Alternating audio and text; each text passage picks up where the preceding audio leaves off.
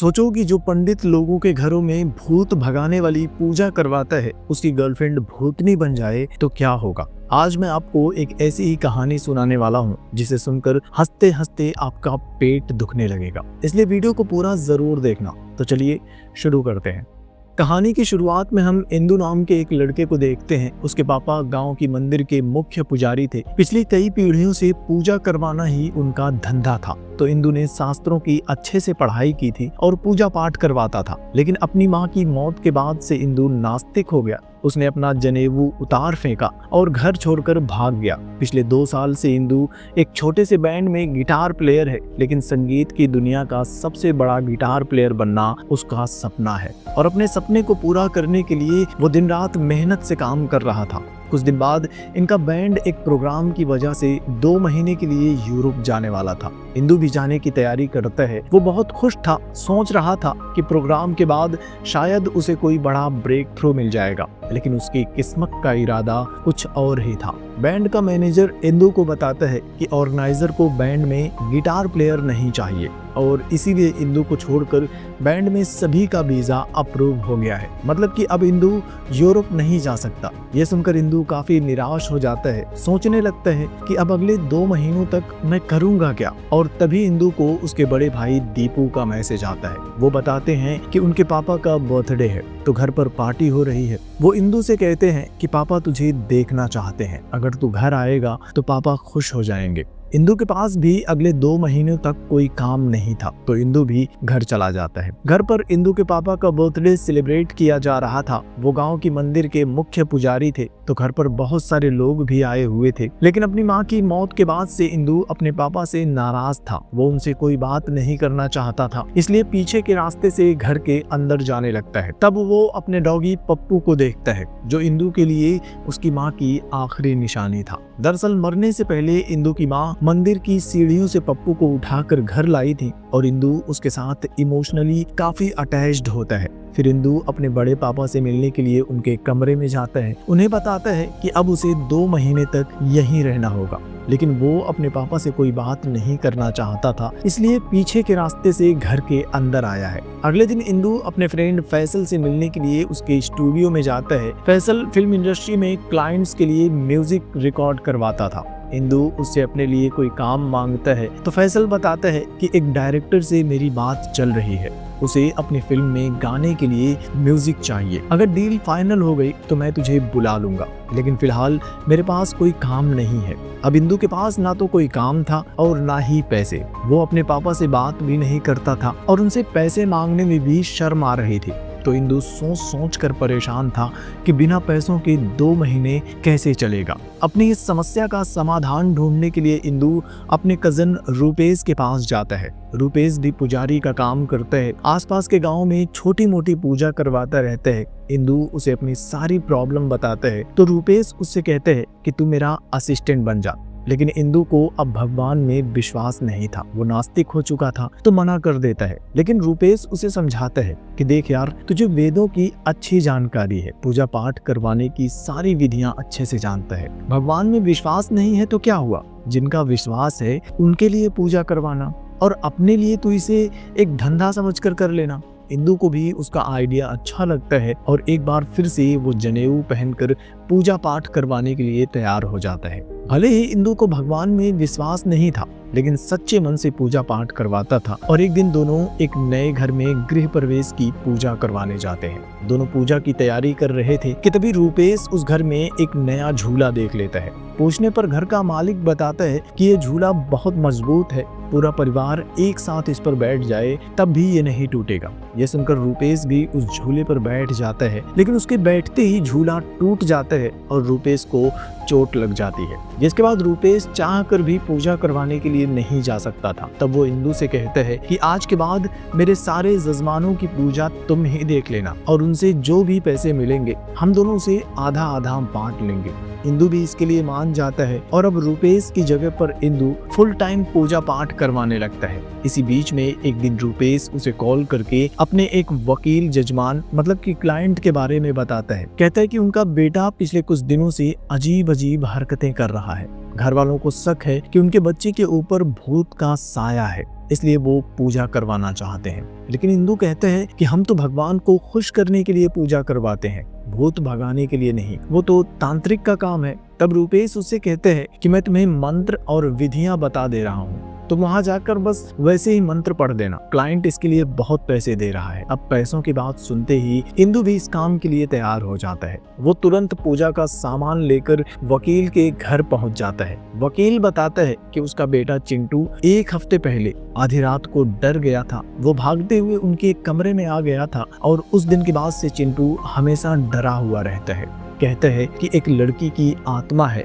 जो कि उसे डरा रही है। जिसके बाद इंदु पूजा की सारी तैयारियां करता है, फिर चिंटू को बुलाकर अपने सामने बैठा लेता है। वो देखता है कि चिंटू बहुत डरा हुआ है। वो अपनी माँ का हाथ भी छोड़ने के लिए तैयार नहीं था। लेकिन जैसे ही पूजा खत्म होती है, चिंटू एकदम से ठीक हो जाता है। वो फिर से पहले जैसे हंसने लगता है, खेलने लगता है। वकील और उसकी पत्नी ये देखकर बहुत खुश हो जाते हैं। लेकिन पूजा करने के बाद भी इंदु हैरान था। उसे समझ में नहीं आ रहा था कि ऐसा कैसे हो गया। उसने सिर्फ पैसों के लिए पूजा की थी, लेकिन वो तो काम कर गई। वकील भी बहुत खुश होता है और उसे 60,000 की जगह पर 1 लाख रुपए दे देता है। घर आकर इंदु रूपेश को सब कुछ बताता है तो रूपेश भी हैरान हो जाता है। लेकिन अब वो अपने क्लाइंट्स के बीच में खुद की तारीफ करने लगता है कि वो लोग भूत भगाने वाली पूजा भी करवा सकते हैं। खैर अगली सुबह इंदु की आंख खुलती है। तब वो अपना व्हाट्सएप चेक करता है तो देखता है कि उसके व्हाट्सएप की डीपी चेंज हो गई है।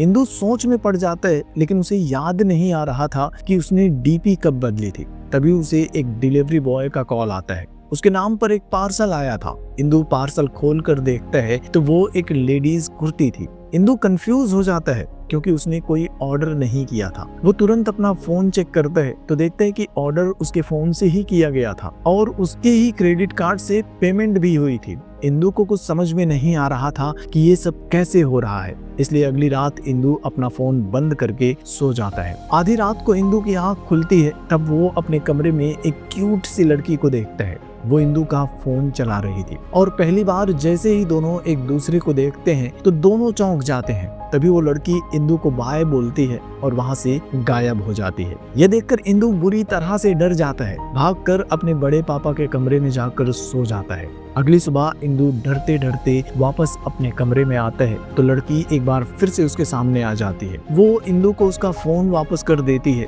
और फिर इंदु को अपने बारे में बताने लगती है। कहती है कि वो एक आत्मा है जो पहले चिंटू को दिखाई देती थी, लेकिन जब इंदु उसके घर पर पूजा करने गया तो उसने इंदु के हाथ में आईफोन देख लिया था। उसे आईफोन अच्छा लगता है और चिंटू से बात भी नहीं करता था, तो इसीलिए वो आत्मा चिंटू को छोड़कर अब इंदु के पास आ गई थी। वो कपड़े भी इसी आत्मा ने ऑर्डर किया था और अब सिर्फ इंदु को ही दिखाई देती है। वो आत्मा इंदु को अपने बारे में सब कुछ बता रही थी ताकि इंदु उसे देखकर डरे नहीं और दोनों एक दूसरे से बात कर सके। लेकिन इंदु है तो इंसान ही, वो बुरी तरह से डर जाता है। नास्तिक भी है तो आत्मा और भगवान में उसे विश्वास भी नहीं था। वो तुरंत एक साइकेट्रिस्ट डॉक्टर से मिलने के लिए जाता है, उन्हें अपने बारे में सब कुछ बताता है तो डॉक्टर भी कहता है कि तुम्हें कोई बीमारी नहीं है, बस तुम्हें अच्छे से सोने की जरूरत है। वो इंदु को नींद की कुछ गोलियां देता है। रात में घर आकर इंदु गोलियां खाता है और चुपचाप सो जाता है। लेकिन आधी रात को उसकी आंख खुलती है। तब वो फिर से उसी आत्मा को अपने कमरे में देखकर डर जाता है और अगले दिन रूपेश को घर बुलाता है, उसे सब कुछ बताता है। फिर दोनों साथ मिलकर उसके कमरे में एक भूत भगाने वाली पूजा भी करते हैं। लेकिन आत्मा को उसकी पूजा से कोई फर्क नहीं पड़ता। वो तो पूजा में भी उनके साथ बैठी होती है। पूजा खत्म होने के बाद रूपेश वहां से चला जाता है। तब वो आत्मा इंदु से पूछती है कि तुम आखिर मुझसे डर क्यों रहे हो? मैंने तुम्हारा फोन यूज करने के अलावा तुम्हें कभी परेशान भी नहीं किया है। तो इंदु उससे पूछता है कि आखिर तुम हो कौन और चाहती क्या हो? वो आत्मा बताती है कि मैं अपने बारे में कुछ भी नहीं जानती। मैं तो ये भी नहीं जानती कि मैं हूँ कौन, मेरी मौत कैसे हुई थी, और पता नहीं क्यों मैं बस तुम्हारे पीछे खींची चली आ रही हूँ। लेकिन बातों बातों में आत्मा जीसस का नाम लेती है, जिसे सुनकर इंदु समझ जाते हैं कि वो एक क्रिश्चियन लड़की की आत्मा है। वो सोचता है कि आत्मा क्रिश्चियन है, शायद इसीलिए उसके ऊपर पूजा का कोई असर नहीं हुआ। वो तुरंत एक दुकान में क्रॉस खरीदने के लिए चला जाता है, लेकिन उसके पीछे पीछे आत्मा भी उसी दुकान में आ जाती है। उसे देखकर इंदु एक क्रॉस उठा लेता है, आत्मा को क्रॉस दिखाकर डराने की कोशिश करता है, लेकिन वो आत्मा अपने हाथों से क्रॉस को पकड़ लेती है और इंदु से कहती है कि तुम बेवकूफ हो क्या? मैं यहाँ दुकान में चारों तरफ क्रॉस से घिरी हुई हूँ। क्रॉस से अगर कोई फर्क पड़ता तो मैं यहाँ आ ही नहीं पाती। इसका मतलब ये है कि मैं एक अच्छी आत्मा हूँ, तुम मुझसे डरो मत। अब इंदु को कुछ समझ में नहीं आ रहा था कि इस आत्मा से छुटकारा कैसे मिलेगा।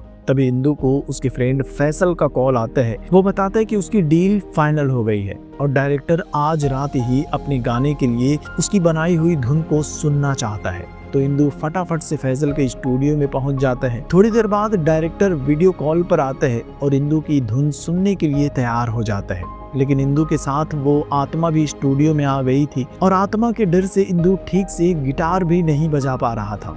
यह देखकर डायरेक्टर गुस्सा हो जाता है, लेकिन फिर वो आत्मा इंदु को मोटिवेट करने लगती है। उसे समझाती है कि डरो मत, बस अपनी धुन पर फोकस करो। इंदु भी अब डरना छोड़ देता है और एक ऐसी धुन बजाता है कि डायरेक्टर भी उससे इम्प्रेस हो जाता है। वो तुरंत इंदु को अपने गाने में म्यूजिक देने के लिए सिलेक्ट कर लेता है और इंदु से कहता है कि मेरी टीम से संध्या तुम्हें कांटेक्ट कर लेगी, जिसके बाद तुम रिकॉर्ड करने के लिए मुंबई आ जाना। इंदु भी खुश हो जाता है। पिछले 2 सालों से वो बस एक चांस मिलने का वेट कर रहा था। लड़की की आत्मा ने उसे मोटिवेट किया था, तो अब इंदु के दिल में उस आत्मा का डर भी निकल जाता है। वो आत्मा को भी अपनी मदद करने के लिए थैंक यू कहते हैं और कहते हैं कि तुम मुझे अपने बारे में कुछ बताओ, जैसे कि हम तुम्हारी मुक्ति के लिए कोशिश कर सकें। तब वो आत्मा बताती है कि उसे सिर्फ इतना याद है कि उसके मरने से पहले किसी ने यस कहा था। वो चाह रहा था कि मैं मर जाऊं, लेकिन मैं नहीं जानती कि वो कौन था। अब ये दोनों सोचने लगते हैं कि अगर यस कहने वाले उस आदमी के बारे में पता चल जाए तो ये आत्मा कौन है ये भी पता चल जाएगा। अब ये दोनों उस यस कहने वाले आदमी के बारे में जानने की कोशिश करने लगते हैं। साथ ही दोनों आसपास के क्रिश्चियन कब्रिस्तान में जाकर ऐसी कब्र को ढूंढने की कोशिश करते हैं जिसमें मरने वाले की उम्र 20 साल के आसपास हो। इंदु को लग रहा था कि शायद ऐसी कब्र पर लिखा हुआ नाम पढ़कर उस आत्मा को अपना नाम याद आ जाएगा। ऐसे ही कुछ दिन बीत जाते हैं और इस दौरान दोनों के बीच काफी अच्छी दोस्ती हो जाती है। कुछ दिन बाद इंदु उस आत्मा के साथ फ्लाइट से मुंबई जाने लगता है। डायरेक्टर की असिस्टेंट संध्या ने उसके लिए फ्लाइट का टिकट बुक करवा दिया था, लेकिन जैसे ही वो आत्मा के साथ फ्लाइट में बैठता है, आत्मा को अपने बारे में कुछ याद आने लगता है। वो इंदु को बताती है कि मैं भी इसी तरह से बैंगलोर से कोची के लिए फ्लाइट में ट्रैवल करती थी, लेकिन इंदु के लिए इतनी डिटेल काफी नहीं थी। वो आत्मा कौन है ये जानने के लिए उसे और भी जानकारी चाहिए थी।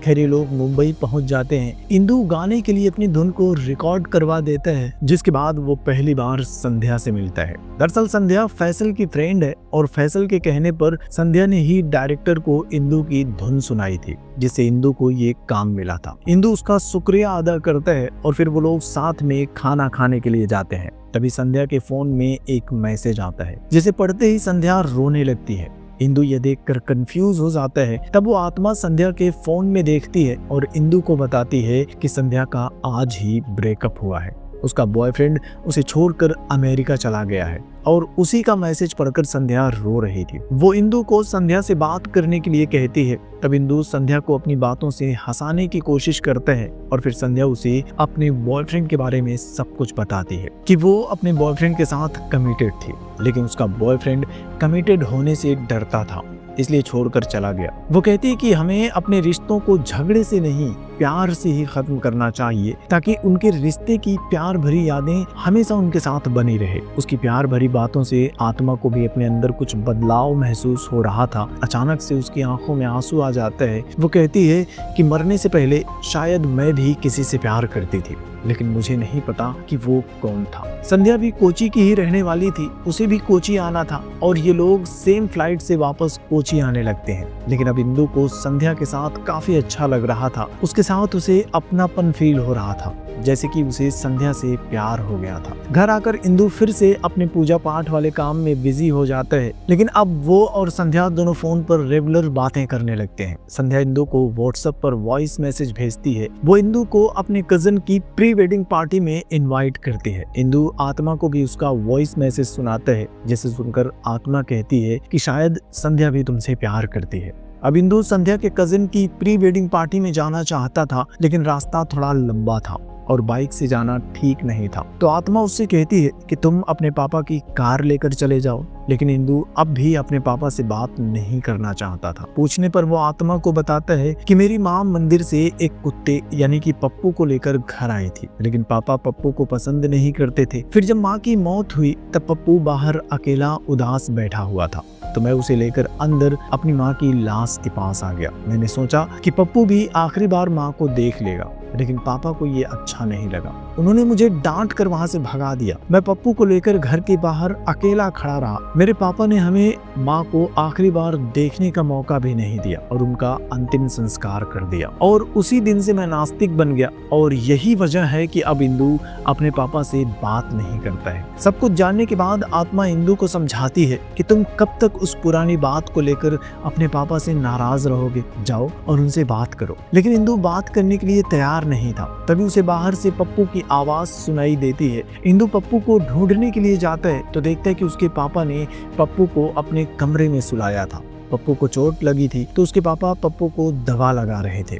इंदु को देखकर वो भी कहने लगते हैं कि पप्पू तुम्हारी माँ की आखिरी निशानी है, इसलिए अब मैं इसे अपने कमरे में सुलाता हूँ। यह देखकर इंदु भी थोड़ा हैरान हो जाता है। आज 2 साल बाद उसने अपने पापा को देखा था। वो देखता है कि अब वो भी बीमार ही रहते हैं। ऑक्सीजन मशीन के बिना उन्हें नींद नहीं आती। वो अपने पापा की अलमारी खोल कर देखता है तो पता चलता है कि उसके पापा ने उसकी माँ के कपड़े अब भी संभाल कर रखे हैं। वो अभी भी उन्हें भूल नहीं पाए हैं। ये सब कुछ देखकर इंदु की आंखों में आंसू आ जाते हैं। उसे समझ में आ जाता है कि आज तक उसने अपने पापा को गलत समझा और अब उसे अपनी गलती पर पछतावा होने लगता है। तब वो अपने पापा से पूछते हैं कि कल मैं आपकी गाड़ी लेकर जा सकता हूँ। यह सुनकर इंदु के पापा भी चैन की सांस लेते हैं। 2 साल बाद बेटे ने उनसे बात की थी और वो मुस्कुराते हैं और इंदु को गाड़ी ले जाने की इजाजत दे देते हैं। जिसके बाद इंदु उस आत्मा के साथ संध्या के पास जाता है। वो सब पार्टी में खूब एंजॉय करते हैं, लेकिन यहाँ इंदु और संध्या को एक साथ देखकर आत्मा को अच्छा नहीं लगता।